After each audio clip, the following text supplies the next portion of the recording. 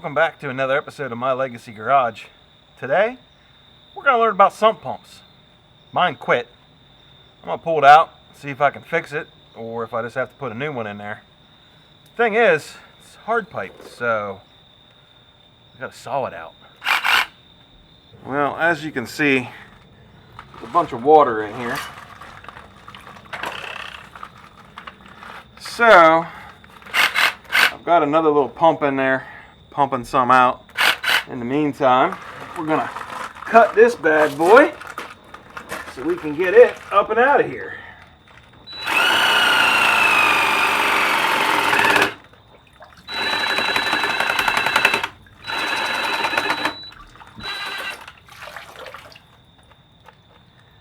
Anybody else literally always have a dead Sawzall battery? I could charge it all day. Put it in, go to cut, it's dead.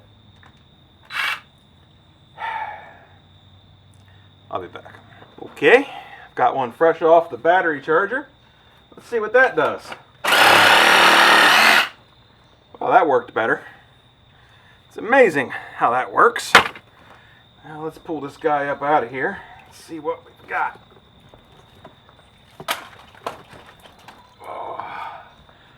Help if I didn't knock my light down, I suppose. There it is. Wow, that's crusty. Crusty. Well, let's take her over to the shop and see what we can do with her. Somebody help me to understand what is going on here. That's disgusting. It's like rust mud. Gross. Well, let's take a look at this thing, see if we can figure out why it quit pumping. I've got a backup plan sitting here, just in case this one's unsalvageable. But I feel like I should be able to fix this. Mostly because I'm cheap and I don't want to spend any money. So, let's take it apart, see what we find.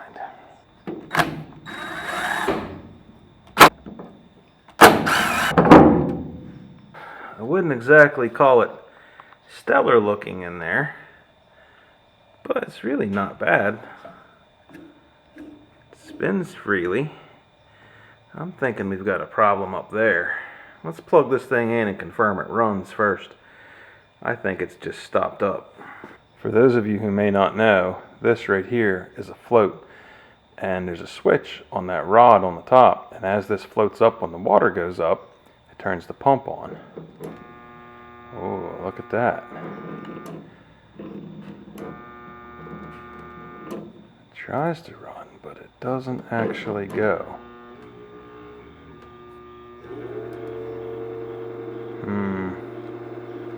Well, that's not good.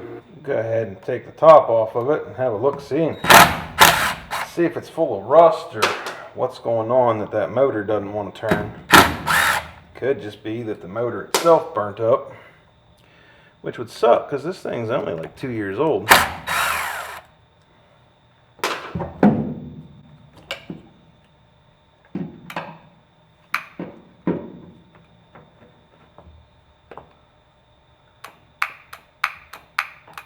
So that part's all fine.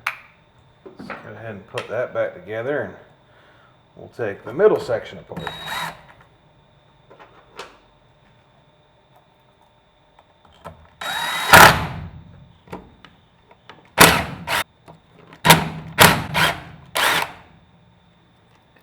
Well, I'm pretty sure there's not supposed to be water in there.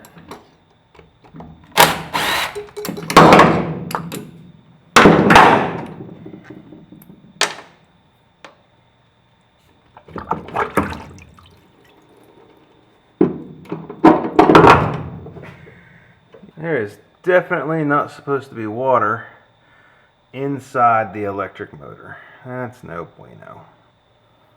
Super fun. Now let's try and dry this out and see if it makes a difference.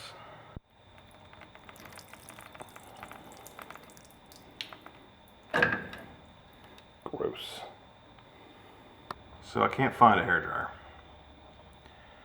plan B is we're going to let it sit right here overnight, dry out. I have the other pump in there for now, so I'll be okay for now. And then tomorrow, if it's all dried out, and I'll bring a heat gun maybe home from work and use that on it. If not, I'll maybe shoot a little grease in it and put it back together with some sealant on that bottom flange so that maybe it doesn't get full of water again. And we'll see if it runs, and if it does, awesome. And if it doesn't, well, so be it, we tried. If it does though, we'll go ahead and put it back in and see how long it lasts. That'd be a good little experiment to see, you know, can you doctor one of these things along for a little bit in an emergency? If you can't go get one, or maybe they're not in stock, something like that. It's good information to know. We'll see you tomorrow. Fun fact, I made a discovery. That wasn't really water that came out of the motor. It was oil. And I thought it seemed kind of funny when it first came out and everything, and I was like, well, that's weird. It's weird that there was so much water in there and it wasn't just, you know, lighting me up. And I was like, well, maybe it's sealed or grounded, or I don't know what's going on. It was late, and that's whatever. So I was thinking about it though, and I was like, there wasn't any rust in there. It was really clean inside there. And then I did a little Google research, and it says, oh yeah, there's oil inside of there to help keep it cool and lubricate stuff. And I was like, well, that makes sense, because it could run for a long time, and that oil in there would thermally conduct that heat out through the casing. So long story short, we're gonna put a new pump in. I have it here. We're just gonna slam it in there and be done with it. We're having the remnants of hurricane, whatever it is, I don't know, it's 2020. It could be a hurricane tornado with sharks in it, I'm not even sure. But I think it's gonna rain a lot, so we need the pump. So let's get her done. Step one is going to be, we need to get this turned out of here so that we can turn it into the new pump.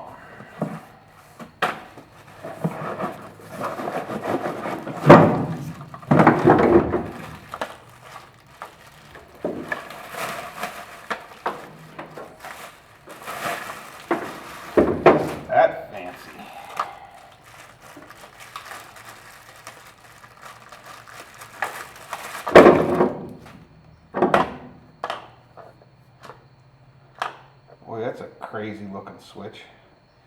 I can see that getting stuck pretty easy. Is what it is, I guess. Well, let's make it happen. Right. Oh, it's turning. Oh, she's crusty. Crusty. But it is turning. Oh well, it's plastic, so I guess that helps.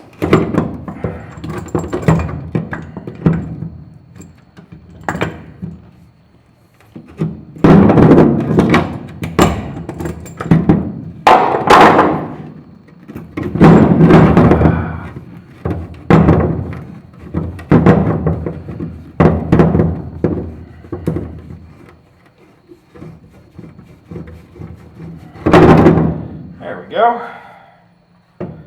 That'll turn right in there. We'll put a little thread sealant on it. Bob's your uncle. Have y'all ever noticed that no matter how careful you are with pipe dope, it will get everywhere?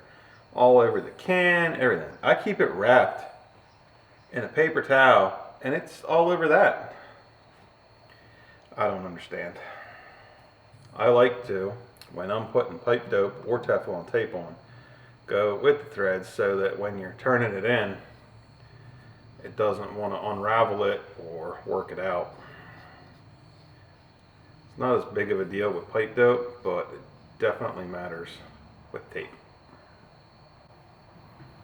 Alright, let's slam her in there. Man, this thing's got a plastic screen on the bottom. Cast aluminum. I'm not a fan. It probably isn't going to last long.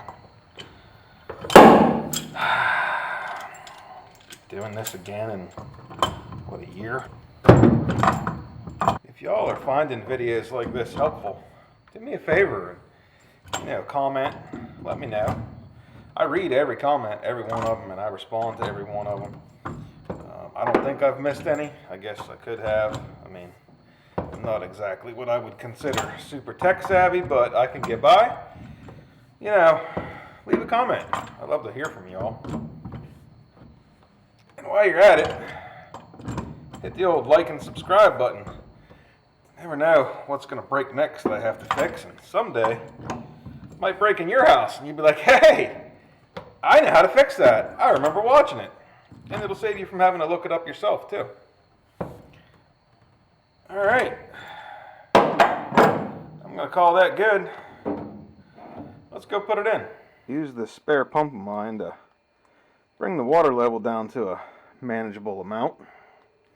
We've got that accomplished, so we're going to go ahead and get that pump slipped in there and hooked back up to the pipe.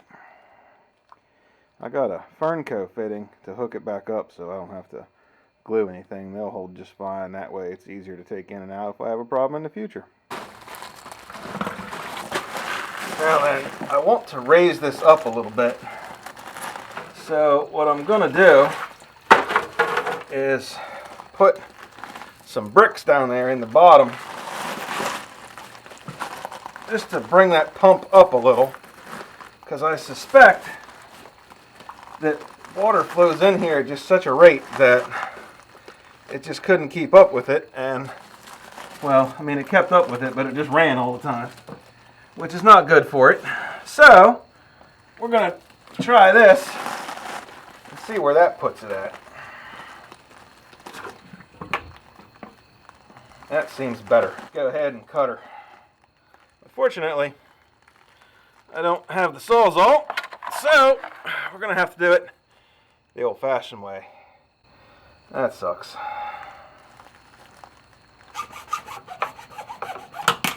That'll do.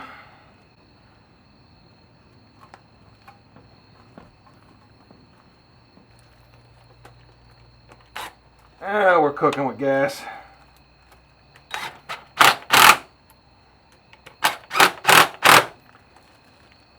Go. Now we got that good and tight. Go ahead and stretch this cord over and plug her in, and we'll see how she works, because I'm sure it's going to fill up pretty quick. So I'm going to go ahead and force this to pump, and we'll see how far up the float switch has to go, and we'll see how she pumps.